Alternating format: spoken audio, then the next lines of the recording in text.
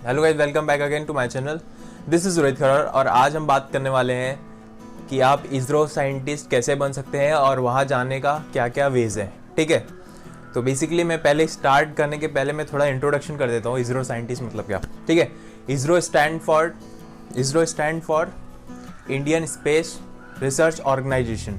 Okay, तो ये इसरो होता क्या है बेसिकली, इसको हम लोग प्रोनाउंस कैसे करते हैं, हम लोग इसरो प्रोनाउंस करते हैं बट साइंटिस्ट इसको ISRO प्रोनाउंस करते हैं। ठीक है, तो इसरो में साइंटिस्ट बनना एक अलग मतलब एक लेवल का प्रेस्टिजियस लेवल का पोस्ट होता है। वो मतलब जो अपने IAS IPS जितने भी गवर्नमेंट जॉब्स वाले रहते हैं बड़े बड़े पोस्ट के, उनसे कहीं ज़्यादा बोलते हैं ना इज्जत, वो साइंटिस्ट को मिलता है, इसरो के साइंटिस्ट को। और इसरो ने रिसेंटली नया रिकॉर्ड बनाया। आई थिंक 2015 और 16 में इसरो ने 104 सैटेलाइट एक रॉकेट से लॉन्च किया, वो भी सक्सेसफुली। ठीक है, इसके पहले रशिया का रिकॉर्ड था 37 सैटेलाइट लॉन्च करने का, लेकिन इंडिया ने रिकॉर्ड नया बनाया, 104 सैटेलाइट लॉन्च किया। ठीक है, तो इसरो में अगर आप साइंटिस्ट बनते हो तो ये बहुत प्रेस्टिजियस लेवल का पोस्ट होता है। आप इसको फील कर सकते हो अगर आपको साइंटिस्ट बनना है, आपको अगर पैशन है साइंटिस्ट बनने का, तो आप इसको फील कर सकते हो कि वहाँ पे होना और वहाँ पे काम करना अदर साइंटिस्ट लोगों के साथ, बड़े बड़े साइंटिस्ट लोगों के साथ क्या होता है। बेसिकली ये इंडिया का नासा है और ये इसरो इंडिया का आन बान शान सब कुछ है। ठीक है, तो और इसरो ने अभी ये भी मिशन किया था, मार्स मिशन।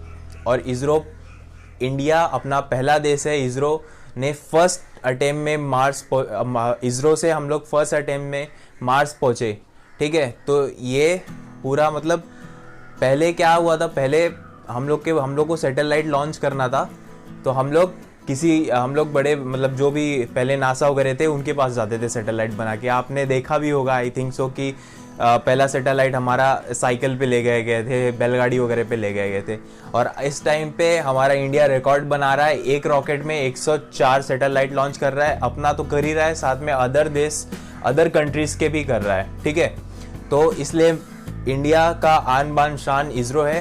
तो आज हम इसके बारे में पूरा जानेंगे कि आप इसरो में कैसे जा सकते हैं, कौन कौन सा वेज है और किसके किसके थ्रू जा सकते हैं। ठीक है, अभी देखते हैं कि हम लोग इसरो में कैसे जा सकते हैं। पहला तो आपका है, आप IIST से जा सकते हो। IIST होता क्या है? IIST stand for Indian institute of space technology. यहाँ से आप इसरो में जा सकते हो। यहाँ पे कैसे जा सकते हो इसरो में? देखिए आपके स्क्रीन पे आ रहा है। IIST में एडमिशन लेने के लिए आपको करना क्या होता है, JEE मेंस और एडवांस का एग्जाम देना पड़ता है। JEE मेंस और एडवांस का आप एग्जाम दोगे, उसमें अगर आपका बहुत अच्छा रैंक आ गया तो आप IIST में सिलेक्ट हो जाओगे। ठीक है, और वहाँ सिलेक्ट हो जाओगे। फिर IIST में सिलेक्ट होने के लिए पहले आपको 12th में एटलीस्ट 75% होना चाहिए। और हाँ, एक चीज़ कंफर्म कर दूँ, आपको 12th से साइंस स्ट्रीम से होना चाहिए विथ मैथ्स बैकग्राउंड। ठीक है, किसके? मैथ्स बैकग्राउंड, साइंस स्ट्रीम से मैथ्स बैकग्राउंड होना चाहिए, तब आप JEE मेंस JEE एडवांस वगैरह दे सकते हो। उसके बाद अगर वहाँ पे आपका अच्छा रैंक आता है तो उसके बाद आप IIST में एडमिशन ले सकते हो। ठीक है, तो एक यहाँ पे 12th में और अगर आप 12th में अगर आप जनरल कैटेगरी के हो तो आपको 75% लगेगा, और अगर आप SC ST कैटेगरी के हो तो 65%। ठीक है, इतना क्लियर हो गया। और अभी अगर आप IIST में जाते हो तो IIST आपको प्रोग्राम ऑफर करता है। कौन कौन सा प्रोग्राम ऑफर करता है? आपको BTech ऑफर करता है 4 ईयर का, और साथ में 5 ईयर का डुअल डिग्री प्रोग्राम ऑफर करता है IIST। ठीक है, और एक चीज़ ध्यान रखना है इसमें, अगर आप BTech वहाँ पे कर रहे हो IIST से, तो वहाँ पे आपको 7.5 का CGPA मेंटेन रखना है हर साल, हर सेमेस्टर में 7.5 का CGPA आपको मेंटेन रखना होगा। ठीक है, तो और बेसिकली जब भी आप IIST से अगर अच्छे मेरिट रैंक पे सिलेक्ट होते हो और इसरो में जाते हो, ठीक है, तो वहाँ पे आपका most of the starting salary 60,000 से स्टार्ट होएगा और आपका नाम भी बन जाएगा कि आप इसरो के साइंटिस्ट हो। ठीक है, तो ये आपको समझ में आ गया। अभी हम देखेंगे दूसरा तरीका इसरो में जाने के लिए। आप IIT सेम है, अगर आप जेई एडवांस जेई मेंस दे रहे हो, अगर उसमें आपका अच्छा रैंक आ गया, आपने आईआईटी कॉलेज में कोई एडमिशन ले लिया, तो इसरो क्या करता है, इसरो ना जब ये आपका बीटेक कंप्लीट होता है 4 ईयर का, तो इसरो रिक्रूटमेंट के लिए आता है, ठीक है, वहाँ पे प्लेसमेंट देने के लिए आता है, तो 3 से 4 बच्चों को सिलेक्ट करके ले जाता है आईआईटी एनआईटी से। तो अगर आपको एनआईटी नहीं पता तो मैं बता दूं कि आईआईटी के जस्ट नीचे वाला कॉलेज एनआईटी होता है, ये नेशनल इंस्टीट्यूट ऑफ टेक्नोलॉजी होता है, यहाँ पे भी सेम प्लेसमेंट आते हैं, जो आईआईटी में आते हैं वो एनआईटी में भी आते हैं, ठीक है, इतना क्लियर हो गया। उसके बाद अगर वहाँ पे इंटरव्यू के लिए आते हैं इसरो के, और 4-5 स्टूडेंट को सिलेक्ट करते हैं और वहाँ से ले जाते हैं, ये दूसरा आपको क्लियर हो गया, ठीक है। वो भी ऐसे स्टूडेंट रहते हैं जिनका परसेंटेज मेरिट में रहे, हाई रहे परसेंटेज वगैरह, वो स्टूडेंट्स के लिए। तो अगर आप आईआईटी में हो, बीटेक कर रहे हो, तो आपको अपना परसेंट मेंटेन रखना है, आपको वो मेरिट लेवल मेंटेन रखना है, और आपको अपना नॉलेज बेस्ट करना है, ठीक है। थर्ड स्टेप है आपका आईसीआरबी। आईसीआरबी होता क्या है, ये ICRB stand for ISRO centralise requirement board, ISRO ISRO centralise recruitment board. तो यहाँ से भी आप जा सकते हो। तो ये अगर आप आईआईएसटी में नहीं होता है तो आप आईसीआरबी में जा सकते हो, ठीक है। तो यहाँ पे आपको कौन कौन सी डिग्री से आपको यहाँ पे एडमिशन मिलेगी, देखो बीई बैचलर ऑफ इंजीनियरिंग किया है आपने, तो आप यहाँ पे आईसीआरबी में जा सकते हो। अगर आपने बीटेक कर रखा है तो आप इसरो में जा सकते हो और आईसीआरबी में भी जा सकते हो। आपने अगर बीएससी कर रखा है, बीएससी इंजीनियरिंग, तो आप यहाँ पे भी जा सकते हो। आपके इस पे स्क्रीन पे आ रहा होगा, आपके स्क्रीन पे आ रहा होगा, देखिए। और उसमें भी कुछ ब्रांच है जो जा सकते हैं, जैसे हो गया आपका इलेक्ट्रॉनिक्स, हो गया इलेक्ट्रॉनिक्स एंड कम्युनिकेशन, और सेकंड है आपका मैकेनिक्स, और थर्ड है आपका कंप्यूटर साइंस, ठीक है। तो उसमें भी स्ट्रीम्स है। तो जो इलेक्ट्रॉनिक में स्ट्रीम्स है वो 14 स्ट्रीम्स है, और आपका मैकेनिकल में जो स्ट्रीम्स है वो 11 स्ट्रीम्स है, और उसके बाद जो आपका कंप्यूटर में स्ट्रीम्स है वो 3 स्ट्रीम्स है, ठीक है। तो मैं उसको डिस्क्रिप्शन में दे दूंगा, ठीक है। डिस्क्रिप्शन में जाके आप चेक कर लेना कौन कौन से लोग जा सकते हैं, वो स्ट्रीम्स पूरा मैंने मेंशन किया है।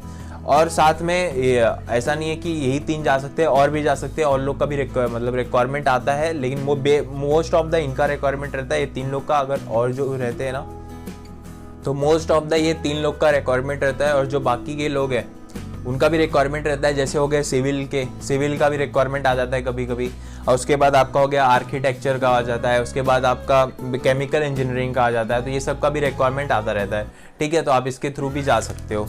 तो ये समझ में आ गया आपका। इसके बाद आप और एक चीज़ और बताना है, अगर आप बीटेक कर रहे हो तो बीटेक बीएससी वगैरह करके जा रहे हो अगर ग्रेजुएशन लेवल पे, तो बीएससी में आपका एटलीस्ट 6.5 का सीजीपीए मेंटेन होना चाहिए। 65% होना चाहिए, और 6.48 का सीजीपीए आपको मेंटेन करना पड़ेगा, ठीक है। तो अगर इसके बाद हम देखते हैं कि पोस्ट ग्रेजुएशन के थ्रू आप कैसे इसरो साइंटिस्ट के लिए जा सकते हो। पोस्ट ग्रेजुएशन के थ्रू अगर आपने एमएससी कर रखा है, एमटेक कर रखा है, और तब भी आप इसरो साइंटिस्ट के लिए जा सकते हो, ठीक है। और इसमें भी वही ब्रांचेस है जो मैंने इसके पहले बताया बीटेक में, वही एमटेक और एमएससी में ब्रांचेस, जैसे हो गया आपका इलेक्ट्रॉनिक्स हो गया, और इलेक्ट्रॉनिक्स हो गया, मैकेनिकल हो गया, और कंप्यूटर इंजीनियरिंग हो गया, ठीक है। तो और भी एक है कि अगर आपने पीएचडी वगैरह कर रखा है, ठीक है, अगर आपने पीएचडी कर रखा है ये सब में, मैकेनिकल में, कंप्यूटर साइंस में, और इलेक्ट्रॉनिक कम्युनिकेशन में, तो फिर भी आप जा सकते हो, ठीक है। तो ये वेज है आपको इसरो साइंटिस्ट के लिए जाने के लिए, ठीक है। इतना तो आपको क्लियर हो गया। और बहुत लोग को डाउट है कि बीएससी इंजीनियरिंग होता क्या है। बीएससी इंजीनियरिंग वो होता है, देखिए, जिसका सब्जेक्ट फिजिक्स, केमिस्ट्री, मैथ्स हो, उसको हम लोग बीएससी इंजीनियरिंग बोलते हैं, ठीक है। इतना क्लियर हो गया बीएससी इंजीनियरिंग के बारे में भी।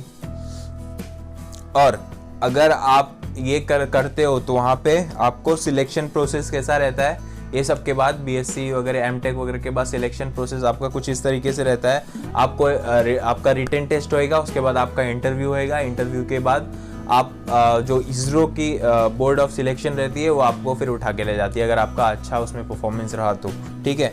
तो अब ये आपकी स्क्रीन पे आ रहा है, आप चेक कर लीजिए कि कौन कौन से डिग्री इसरो के लिए एलिजिबल है, ठीक है। कौन कौन सी डिग्री, तो आप चेक कर लीजिए, BE BTech, BSc diploma plus BTech, BSc प्लस BTech, diploma plus AMIE grade IETE, BSc plus AME grade IETE।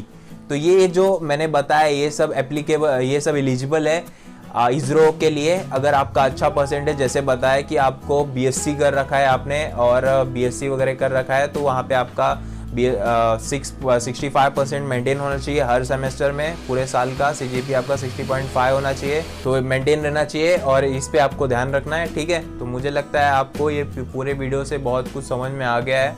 अभी यहाँ पे मैंने जितना आपको बताया, तो आई थिंक आपको समझ में आ गया होगा कि आप कौन कौन सा वे से जा सकते हो। देखो, इसका पढ़ाई हार्ड तो होता है, लेकिन ये आप कर सकते हो, ठीक है। मतलब अगर आपके अंदर पैशन है, आप इसको कर सकते हो और ग्रैब कर सकते हो, कोई चीज़ हार्ड नहीं होता।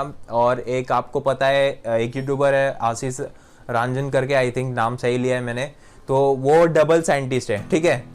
तो उन्होंने भी किया, मतलब आप भी कर सकते हो। तो इसलिए वो इसरो में साइंटिस्ट है, BRAC में सिलेक्ट हुए थे, BRC में सिलेक्ट हुए थे, इसरो में सिलेक्ट हुए थे, इसरो में साइंटिस्ट थे, ठीक है। तो ये सब अगर उन्होंने कर लिया तो आप भी कर सकते हो। ईजी होता है, बस आपको पढ़ाई पे ध्यान देना है और कंसिस्टेंट रहना है कि आपको रोज़ आप खुद को 1% पुश करना है। मतलब आपका लिमिट हर रोज़ थोड़ा थोड़ा बढ़ाना है स्टडी का, और आप क्रैक कर सकते हो इस ईजी एग्ज़ाम।